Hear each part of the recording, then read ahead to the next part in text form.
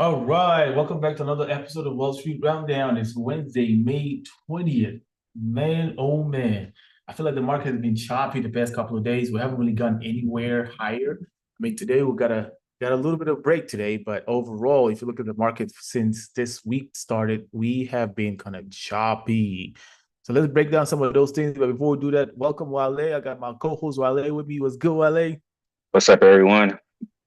Hey man, I don't know what's happening today, but it looks like we're gonna end up a little higher today. I mean, I can see a little bit of recovery on SPY and QQQ, and also we'll talk a little bit about the NVDA earnings and see what happened there. But before we do that, man, let's look at some of the numbers. Dow Jones today closed at 645.47 points up. That's about 1.31%, closing at 50,009.35. S&P was up like 79 points, closing at 74,32.97. And then finally, the NASDAQ was up at 1.54%, ending the day at 26,270.36. I mean, we're kind of seen a good recovery from last week. I was noticing SPY or SPX was down like to like almost 7,300, somewhere around there. 73.80 or something like that yesterday. And then even today, we're seeing the market open up a little higher, then it sold off, and then it went back up higher again. So again, we are seeing some type of I want to say some type of like volatility still happening in the market. So we'll break down a little bit to see exactly what's happening. But notable movers that happened today, we see like NVIDIA, and Intuit was down like over 14% after reporting lower than anticipated revenue. Go look at that chart, y'all. And they're dropping like they're limiting like 17% of its workforce. Again, another company dropping and chopping down people. Target, man, Target's been on a run, but today it dropped 6.8% during the regular hour, despite turning positive in revenue growth. Again, there's a lot of pressure on the retail stocks. ELF also jumped more than 4% after close, after posting double beat on the top and the bottom line, and steady to roll back some tariff-related prices increases. So ELF is coming for y'all makeup. I mean, y'all better go there. But other than that, man, Wale, let's talk a little bit about what's happening in the stock market today, man. What did you see? What did you expect and all that stuff?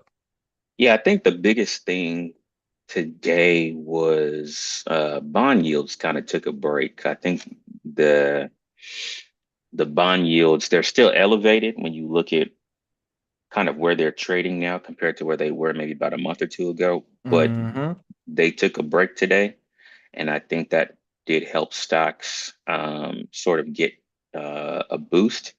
The last 3 days, one of the things that I was looking at was we were making lower highs and lower lows. And that Yep. was something that did concern me. But I think today, if I'm not mistaken, we took out yesterday's high, which is a Yep. usually a good omen for possible reversal in the trend. So SPY took out yesterday's high, QQQ took out yesterday's high, and I think IWM might have done that as well. Yep. So IWM took out yesterday's high. So yeah, things kind of reversed. So we'll see if I actually thought today looked like a bull trap setup early on, like the first like 10, Mhm. 15 minutes of trading, because I saw that once we opened, oil took a huge spike to the upside, and then the market started coming down. And I was like, yeah, this looks like a potential bull trap. But I think eventually, after the first like maybe 35, 40 minutes, the market ended up reversing. And then all of the chip stocks, you had ARM, SMCI, AMD, Intel, LRCX, all the chip stocks just start running. And that pretty much is what propelled the market higher today. So, we went from people loving software the last 3 days. Now everybody loving chips again. So, and then we had NVIDIA report today. So we'll see Yep. what Yep. happens tomorrow, but it looks like maybe we get back to our bullish trend and start trying to take out the all-time highs again. So we'll see.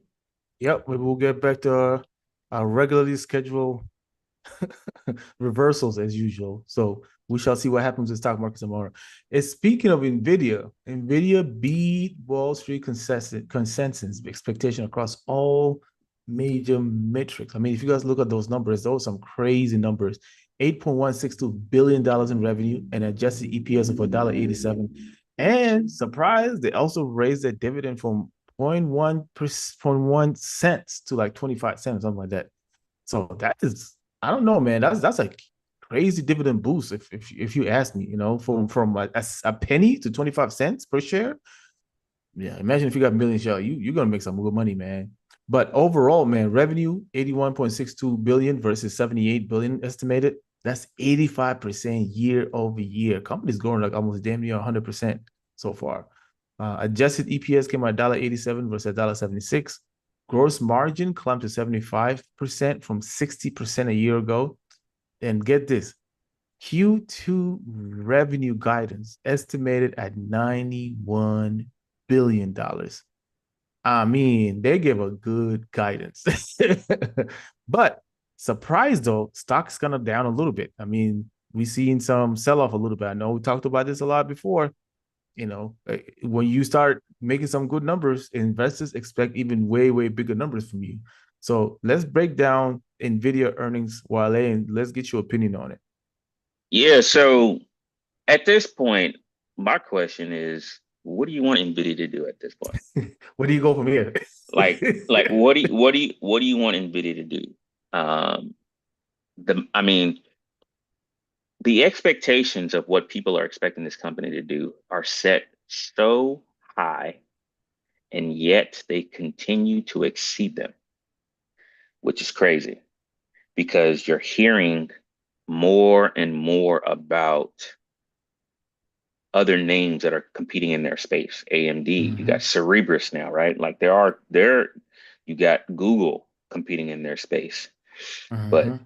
the 800-pound gorilla that is still the dominant player in the AI infrastructure when it comes to semiconductors is NVIDIA. I mean, I'm just looking at the numbers right now, and raising the dividend tells me they've got a very cash healthy business. You're looking at revenue quarter over quarter up 20%. You have year over year revenue up Mm-hmm. 85%. I just posted a picture of their revenue growth on my Instagram page, and it's just crazy. And then they're guiding for next quarter revenue at $91 billion. And Crazy. this is without China, this is without any revenue from China. And it looks like the China market is not going to open up because it sounds Mm-hmm. like China is committed to trying to get their folks, their chip makers, to compete with NVIDIA. Yep. Yep. And, NVIDIA is like, we're okay. If we can't get into China, we can't get in China, whatever. It is what it is. But here are some other numbers that I want to also provide to you guys that when you're looking at a stock, right? Revenue is also a good number to look at. Gross margins is also a good number to look at. Profitability is also a good number to look at. But here's some key metrics I want you to take a look at. Operating income. So this is the key operating of the business. Is it doing well? Listen to this. Operating income was 53.5 billion, up 147% year over year. That's just their operations. Free cash flow. They generated 50.3 billion in operating cash flow and 48.6 billion in free cash flow. So that's money that they can use to support buybacks, dividends, future investments, and you know me, when you're a healthy business and you've been around a long time, I like to look at free cash flow because that tells you how much more money can you pour into the business to grow the business. Yep. Yep. And you're talking about $48.6 billion in free cash flow. That's crazy. Like that just basically means that after all the bills are paid from their operation, they got 46.8 billion, no, $48.6 billion to sit there and say, what do we do? So, I mean, I kind of understand it. You've hit the $5 trillion mark. You know, Yep. investors might be trying to take profits, but I mean, to me, this stock is getting, it's probably going to start getting to like 250 at some point. Oh yeah, oh yeah. It's definitely on the horizon for it. Like the That's business is so healthy. And until you get to a point where another competitor can take market share away from them, I mean, yeah. yeah, I don't know what else to say. I really Yep. don't know what else to say. But Yep. yeah, Yep. this was a blowout quarter again. Again, another one, like DJ Khaled said, another one. It is crazy though, like the amount of business that they have. I listened to some of the a little bit of the call today, and Jensen Huang was Same. talking about all these big companies that they somehow have Nvidia's product. I'm talking about like everybody. You know what I mean? So it's for me, it's just it's amazing how you go from what he was talking about. Nvidia needs to be the basis of all chips. Like it needs to be what everybody's building on top, and that is honestly is becoming a reality. You know, all those other companies are trying to catch up, but I think they're gonna figure out that it's probably cheaper to just go with Nvidia than to build their own. You know, but we'll see, man. We'll see. We'll see what some of those companies actually end up to. But compared to AMD and Intel, AMD was actually up like 5% today. Intel was up like 6% today. I mean, those them boys was moving. You know what I mean? They were moving. So again, the sector that's literally getting a lot of attention right now is this chip sector again. So we shall see what happens tomorrow. I mean, Nvidia's gonna down a little bit, so it's gonna pull in QQQ down or Nasdaq down after hours a little bit, but we'll see if there's any rebounds tomorrow morning when we open up the market. Yeah, All right. and I'll say this too. Like I think they were down last earnings report. I mean, Mm-hmm. Mm-hmm. they were down pretty much for like the next like almost the next month, and they Mm-hmm. got down to 164. And since 164, they haven't looked back. I mean, just go look at the chart the from March 30th all the way to their high on May 14th. Just Yep. so, Straight up. just Yeah. straight up. So Mm-hmm. But again, we'll still, man. I think this is a solid company. I think Jensen Huang has done a really good job of building NVIDIA so far, and they're giving back almost $80 billion back to their investors. So there's money. They got money. one So of my friends put in a group chat. He put the gif of Tyrese talking about what more do you want from what me? more do you want? What more do Are you you want? are you not Are entertained you not yet? entertained? That's Crazy. wild, man. That's wild. But so far, man, Nvidia is the biggest company in the world by cap. So again, it passed Apple. I mean, Apple used to be the biggest one like for a long time, but then Nvidia just blasted them out the water. But let's move on to the next, man. Wednesday, May 20th, 2026, mark a historic milestone for the public markets as SpaceX officially made its S1 IPO prospects public. That is a IPO that a lot of people are waiting for. They're going to be trading under the ticker SPCX. And on top of that, OpenAI is actually preparing to file its own IPO also as early as this Friday. So it is nuts, right? So you have Elon Musk and you have who's Sam Altman. They actually just got out of court. I don't know if you guys have been following like the whole lawsuit that was going on. Elon kind of lost, you know, if you go read the backstory, you can kind of understand like he was just feeling bitter because he wasn't included in a whole non-for-profit versus for-profit when it comes to OpenAI. But Elon was one of the biggest investors in OpenAI when OpenAI was still a small company. I think he gave him something in the tunes of like 30 something $million to get him off the ground. So, anyways, you go read up the stories, but Elon just lost to to OpenAI, which kind of make it interesting because now he's going public, and then OpenAI is going public too around the same time. So let's talk a little bit about that, man, because I think a lot of people have been talking about it. A lot of people are trying to see exactly where it's going to end up once it opens up. I think it'll be interesting to see behind the books and see exactly what's happening with the company as a whole before we actually put some money in there. But I think the hype is going to probably drive that stock a lot higher than we think it is going to be. So let's talk a little bit about that, man. Yeah, so SpaceX IPO, I have just taken a brief look at the S1, haven't really done a deep dive into it yet. But the valuation just in my brain just doesn't make sense. It does not make any sense whatsoever. So SpaceX is trying to fetch a 1.75 to $2 trillion market cap, and they're trying to raise anywhere between 75 to 80 billion dollars. Now, revenue generated by the company is healthy because it says that let me look at my notes. Yeah, 18.75 billion in 2025, which was up from 13.1 billion in 2024. Hmm. And then some people say that in 2023, revenue was around $9 billion. So you're talking about doubling revenue every 2 years so far. Now, this is where I have issues. You're talking about a company that loses almost $5 billion a year. Hmm.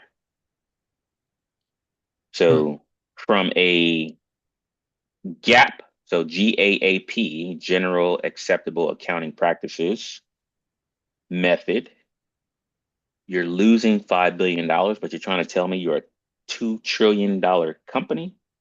I got a problem with that. Now, some people like to look at adjusted EBITDA. So that's earnings before interest, taxes, depreciation, and is it amortization? I think that's what it is. Hmm. You're talking about $6.6 billion. Now, when it comes to what is generating the revenue from the business, most of the revenue that's being generated, 61% of total revenue comes from Starlink. Starlink is their cash cow. Starlink had $11.4 billion in 2025 revenue. Yep. And it actually generated $4.4 billion in operating profit. So Starlink is the operating engine and the profit engine of the business. Now, it absorbed XAI and X as well, which, in my opinion, are losing businesses at this point. X is a losing business. Former Twitter, losing business. I don't know what it's going to take to turn that business around. Is it Grok? I don't know. I really don't know. XAI has potential to possibly turn around and become a profitable business. I don't know. But in my opinion, this is just my opinion, the valuation is so stretched Hmm. because you're talking about a business that only generates roughly about $20 billion annually, and you're trying to value that company at $2 trillion. That's crazy. That's crazy. And you have to also understand that most of the revenue is government contracts. Contracts. Yep. Because Government who's contracts. out here buying rockets? Who's Nobody. who? You know, Like nobody. ain't no retail, ain't no company, private company buying rockets. This is No. literally going to be um It's just government it's contracts. government contracts. And you have to understand, you know how quick the orange man can just terminate government contracts if he feel like it. Mhm. If he don't like Mhm. what you say about him, right? You I out. mean, Elon been playing nice and he probably want to continue to play nice because if he don't, it's not going to be it. Like I said, the orange man can wake up one day and be like, "Yo, man, we don't need this stuff. We go with somebody Yep. else," Yep. and Yep. and boom. So that's the problem I have with SpaceX. I'm not saying that it's a bad business in the long run. I'm just saying it's an expensive business if you're trying to get in when it IPOs. And I really feel this is just not. I really feel there's a lot of early investors that are going to be wanting to get some take Yeah. some Yeah. profits. Yeah. Yeah.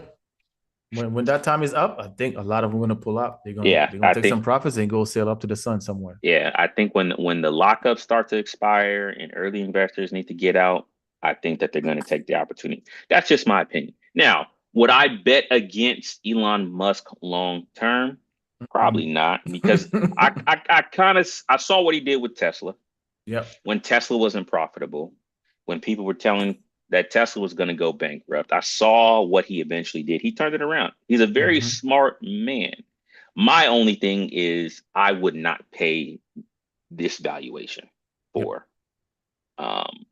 SpaceX. I just Yeah. wouldn't. Yeah. And if I miss the train and it pops, so be it. I'm okay with Yeah. that. But just like with any IPO, I mean, like I haven't seen, I don't know if there's an IPO that just never went back down. You know what I mean? So it's like you just have to do your due diligence in terms of like, do you wait or do you want to average down when it start coming back down? You know what I mean? Hmm. So it's completely up to you. It is a good company. They have a very interesting model, right? I think now that they open their books to the public, there's going to be a lot of scrutiny. There's going to be a lot of people looking Correct. into the books trying to understand exactly what they're doing. So expect volatility in the first few years, especially with this stock, until it becomes like a mainstream name and they start like actually showing you the actual use case. I mean, the Starlink, I can see it, right? That's a global company. Like they have satellite everywhere. You go to most of the remote countries, remote places. People use Starlink to be able to get internet and be able to get online. So that's it doesn't surprise me that they are the only sector of SpaceX that's actually bringing in money. So that's interesting. The other interesting thing I noticed is they're actually allocating 30% of their IPO shares directly to retail investors. You know why? Why? They know they got enough hype behind Yeah, it. yeah. To to me, we live in a society where, like, how should I put it? People want to be the first to everything, Mm-hmm. regardless if it makes sense or it doesn't make sense.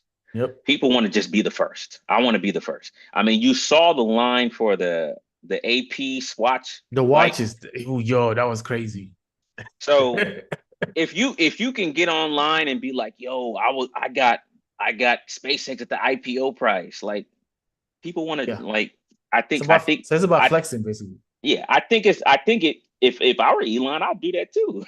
Mm-hmm. Mm-hmm. Because I think people just want to be the first, whether it makes sense for them or not. People just want to be the first, Yeah. and like I said, I could be wrong. That thing could double the moment it's Yeah. the market. But Yeah. um, I just feel like when companies stay private for so long, it's one of those things where, as a retail investor, it's like, how much more juice can you squeeze out of the You squeeze valuation? out of it. Yep.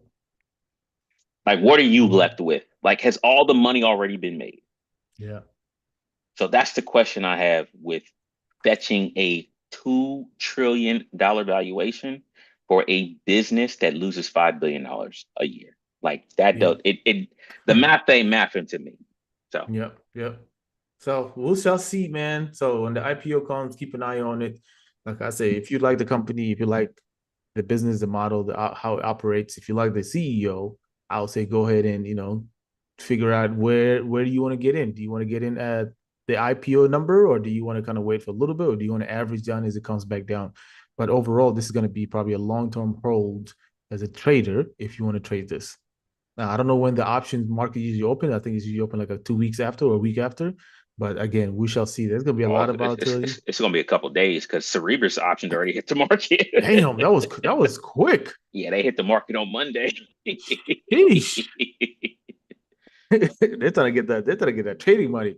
Oh yeah. But but again, like those bid and ask spread is always wild in that first couple of days. So jump at your own discretion, basically. What I'm saying. But yeah, again, it's going to be interesting to see exactly where they end up. So in terms of open AI, man, I mean, that's another company that's everybody's kind of waiting for them to be able to IPO and stuff. Open AI is also so very, very big.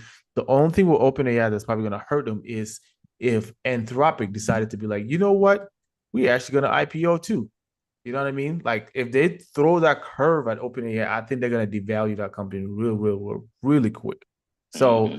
you never know. They might. I mean, Anthropic was built because a group of people left OpenAI to start that company, so they can compete against OpenAI and be able to produce something that's different. Um, but we shall see what happened with that one also. But that's also a very good company to kind of keep an eye on to anticipate also in terms of IPO. Let's go ahead and talk about ServiceNow. I mean, is there a significant long-term fundamental value in ServiceNow? If you know what ServiceNow is, the ticker is NOW. So the stock actually just it just had a major pullback. I think the price was I think the close at like a 103 today, but if you look at their high, where were they at? Like 211. Yes, there's a Oh no, crazy. the 52-week high is 211. The all-time high is 239. So, I mean, we haven't seen them come back yet. Let's see, for the past 2 years. If you look at the chart from 2025, 2026, it's just being getting crushed. Again, we talked a little bit about software. I mean, could this be one of those software that still has some type of value attached to it? So let's talk a little bit about that. Yeah, so ServiceNow is a stock that when I was looking at the software, like the money was flowing into software the last 3 days, saw a lot of money going into ServiceNow because it traded. Let me go to the low for this week. Actually, let me go back to Friday. So last week, ServiceNow was trading at $85 a share. It is now trading at 103. So that kind of gives you an idea of how it's moved over the last 2 weeks. Yep. The problem with ServiceNow and a lot of software companies is that the model of charging per user or per seat is starting to be a little bit shaky. Yep. And I've done some research on ServiceNow, and it sounds like they're trying to create like this hybrid pricing model now. Their last earnings call was a disaster. It was bad. Mm-hmm. The numbers were not good just for that quarter. But when you start to look at the business in its totality, you start to see some good things. But I always say when you start looking at past numbers and looking at um, what it's done in the past, the key of whether or not a business has value or not has to do with execution. Can they Mm-hmm. execute and move the business further despite what other people are saying? Now, um, this stock was trading, it got to 110, what, yesterday before it sold off? Yep. So let me give you some fundamental numbers about the business. I'm also going to post some of this on my page on Instagram. So we're off the 52-week high by almost 50%, a little bit over 50%. Now, let's look at the business in its totality. So, Q1 subscription revenue for 2026 was $3.671 billion, which was up from about $3 billion a year ago.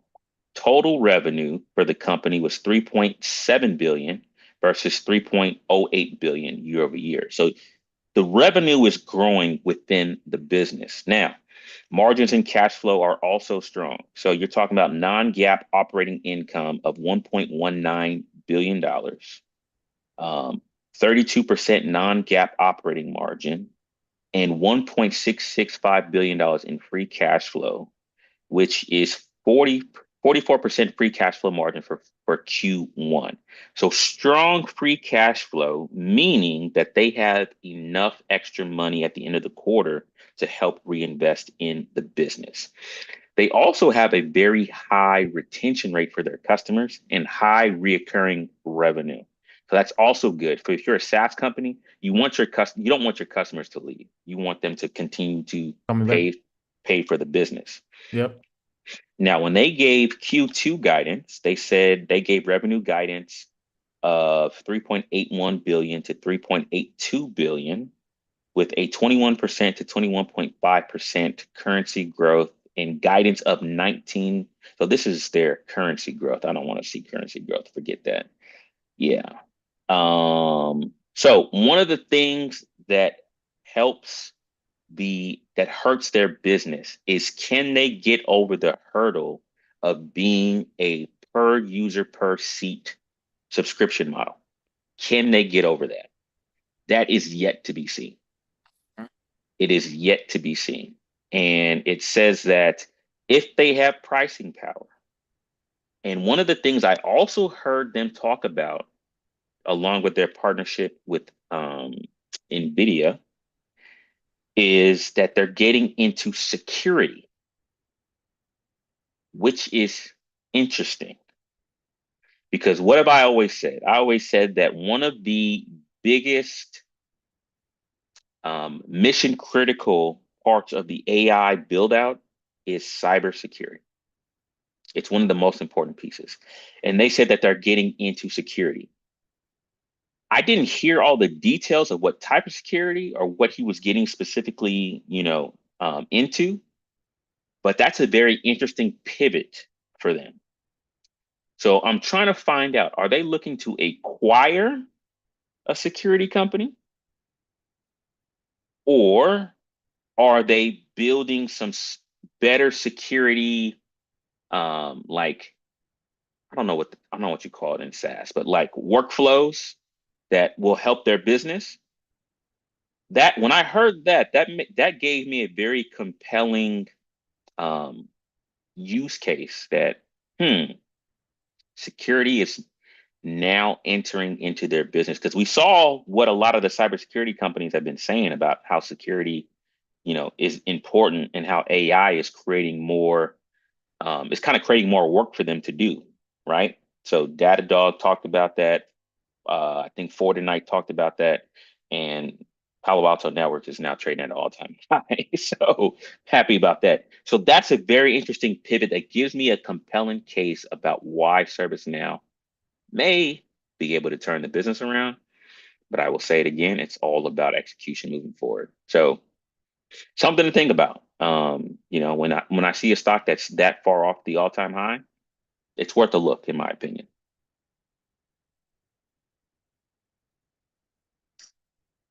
I can't hear you.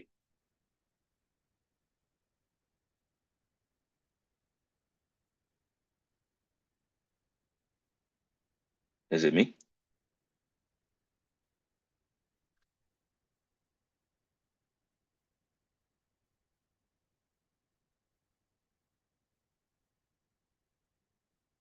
Huh. Yeah, just go ahead. It might be me, man. It might be me. Can you hear me now? Okay, perfect. There you go. Yeah, I think this is my mic somehow probably stopped working. But if you look at overall, man, security is becoming a very, very pivotal thing, especially like you say, mentioned with the AI world and all this stuff. Because everybody thinks like AI is only for the good, but you got to think about it too. Like there's bad agents out there, there's bad people out there who will utilize AI to actually be able to create attacks and all this stuff. So again, companies like ServiceNow and other companies, like they probably thinking about pivoting. Like, hey, this model doesn't work anymore, so we got to figure it out. You know what I mean? So if you guys think about it, it almost remind me when with cell phones back in the day, we used to pay for minutes and data, and we used to pay for the phones, right? Yeah. And they all of a sudden they switch it around, where it's like you get all this free data, you get all this free thing, but you only pay for basically like your phone, right? They kind of Yeah. like bundle everything together. So it's like I think it's time for them to kind of like pivot a little bit, figure out what's a best model that will make sense to companies to pay for your service. It's still the same service, but instead of per seat, how do you figure out, okay, we sell the same product, but we have to figure out different ways. Maybe give the product for free and charge like a service fee where, I don't know, like figure out a way to be able to improve that model a little bit, right? You can't just be staying stagnant, So we'll see what happens with that. So Yeah. That to me is one of the things that if they can figure that part out, then possibly ServiceNow starts to trend back towards where it used to trade as a business. yeah. But when you just look at the business in general and you look at the fundamentals, there's a lot of strong, strong, strong, strong things about the business. It's Mm-hmm. about executing on a new type of like use case or a new revenue model. Can they execute on a new revenue model? That's Yep. what I want to get at. Yeah. Just like the phone thing was golden because remember, like you said, now it's like everybody's got unlimited now, right? Like Yeah. unlimited Yeah. data, unlimited minutes, like the whole the Yep. whole cell phone model had to change. So Yep. now can ServiceNow execute on a different service model? We have to see. Yeah. Yeah. Well, we shall see what happens with that. Yeah. But let's move on to some of the economic calendars, man. Tomorrow we have initial jobless claim coming in. We have some building permits. I think we have a couple of Fed speakers are speaking tomorrow. Friday we have consumer sentiments coming up. And then another Fed speaker speaking tomorrow. But remember, guys, Monday, May 25th, there is no trading. I don't believe so, because it's a is it federal holiday, Memorial Day? I think it is. I think the market is closed on Monday, so we will not be having any trading. Make sure you don't log in and kind of trade. But apart from that, Wednesday, May 26th, there's consumer confidence coming out. And I don't see any other big economic numbers until maybe Friday. We have PCE, year-over-year core PCE, and personal income also, and personal spending. And then GDP revision of Q1 is also going to come on May 29th. So that's going to be interesting to see what the GDP numbers looks like after the revision. But other than that, I mean, I don't see any other big news coming out at all. I mean, in the next couple of weeks, we're gonna wrap up May here in no time. I feel like we just started and it's already over, man. That's crazy. That is crazy. We're going to the last quarter of the second quarter. So last month of the second quarter. So that will be interesting to see how June closed out. Other than that, Wale, you got any last minute words of encouragement or advice for the people? The only thing I will say, I posted this on my Instagram page was I saw something very interesting is that there's a couple private companies, and I don't know if they're not all US based companies Mm, that are building floating data centers, which is a very floating interesting data centers. Okay. concept. So they're building data centers that float on the ocean because they said that one of the biggest resources needed to power data centers is water and Mm, cooling. cooling. Yep. And they said that the ocean offers a natural resource in that space.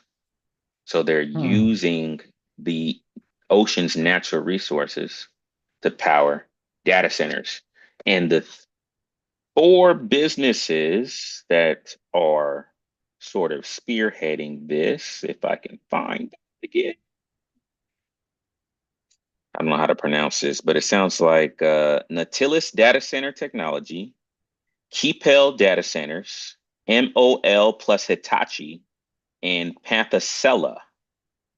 I might have pronounced all of those wrong, but if you go to my page, you can find the information. And Peter Thiel put up $140 million in one of these companies. I forget which one he invested in to back up um, that that project. And then you also got Mark Benioff, who is the CEO of Salesforce, and a Mhm. couple other people that are investing in this idea. So kind of interesting, something to Yeah, think that is about. interesting. I Something. wonder what they're gonna use for power. That's my only thing. If it's gonna be floating out there, what's it gonna use for power? Are they gonna use ocean too to power it up, or because So they're thinking there. about cooling, right? But what Mhm. about power? So I think from what I read, the energy comes from the waves of the ocean and turbines Okay, that are powering the data centers. so they're gonna use I like don't know. hydropower. Yeah, I don't know how sustainable it is. I don't know. I Yeah, don't know the details. I'm not a scientist, but I know that hydropower is something that is done it's in some doable. Yeah, places. yeah, But yeah. um, yeah, that's an interesting concept. So, and people are saying one of the biggest reasons because of that is because land is becoming very, very scarce. Well, not Because just scarce, but you gotta also fight a lot of locals, the local locals, governments, yeah, because and you, disrupting people's energy prices and all this stuff. So yeah. yep, and you're hearing, and this is supposed to be off-grid energy, it's supposed to be off-grid energy, Hmm. and you hearing some of these people that own a lot of land, like these farmers, they like we ain't selling. Like, Hmm. you want to build Hmm. a data center here? We ain't selling. We're not selling. Yeah. Yep. So Yep. people are looking for alternative means to build these data centers. But we'll see what happens. But Yeah. Yeah. I think there's a project going on in Singapore right now. And I don't know how successful the project is or when it's going to be completed, but if you get a chance, that's something you should probably look up. So when it's Interesting. I think people are just trying to be creative now with the whole data center thing. I hmm think honestly, I think at the end, it almost reminds me of when we started building those huge turbines everywhere. If you go to Uh, Indiana, you will see that. Like, go drive down Indiana. Go take like I think it's I-90 or I-95 in Indiana. Just go down that stretch. You see huge turbine, wind turbine. I mean, farmers lease their land for them to be able to build those sustainable sustainable, you know, turbines on their land so they can produce energy. But it turns out it's not really a practical, doesn't have really a practical use. It's very expensive to get them up there, very expensive to maintain.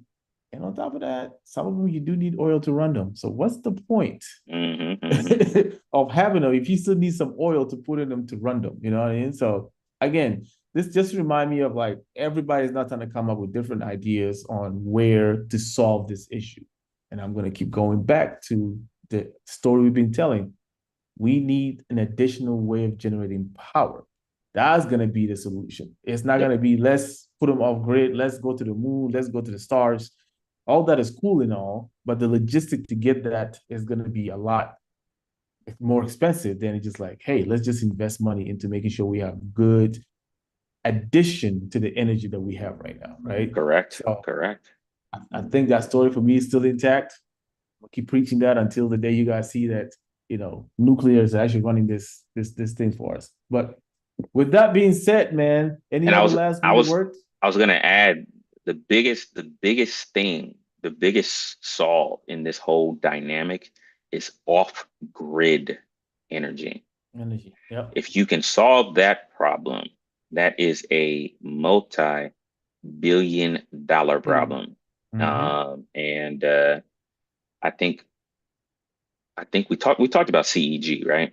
Yep. Constellation Energy. Yeah. To Yep. me, that's one of the big players in that space, and then also GE Vernova. Yep. Yep. Those are two companies that I would say with I wouldn't say a lot of I'd say a lot of conviction that they're going to be, in my opinion, some of the major players in trying to solve that problem. I think Yep, so. yep, yep. And when we say off grid, we don't mean like going to the desert. We're talking about like the current grid that we have that produce energy for everybody. We Hmm. need to have a separate energy resources that are outside of that. So that way we're not in, in interfering with what we have right now or putting too much pressure on it that it might cause outages to everybody. Go in Texas. Texas have outages all the time now because they require more that much more energy to run the country, the Hmm. state. Yep. So again, I think California does the same thing, right? You guys have like the rolling energy thing or power We thing. I have don't know we if you haven't guys. had them in we haven't had them in a while, but yeah, I know what you're talking about. Rolling Yep. blackouts. Yep. So again, that's all because you require more energy to run a certain part of the state. So with that being said, I think honestly, like you say, off grid energy resource will probably solve this whole thing for us. All right, y'all. I think we covered a lot today. But overall, I think the story is still intact when it comes to a lot of the AI stories that we talked about. I'm glad to see the stock market kind of rally a little bit today. We've seen some higher. We broke through some yesterday's high a little bit, so we can see exactly what the stock market is going to look like tomorrow. And I am really excited about the SpaceX IPO and potential OpenAI also IPO. So we shall see what happens with that. With that being said, Wale, we've got nothing else. We can wrap up.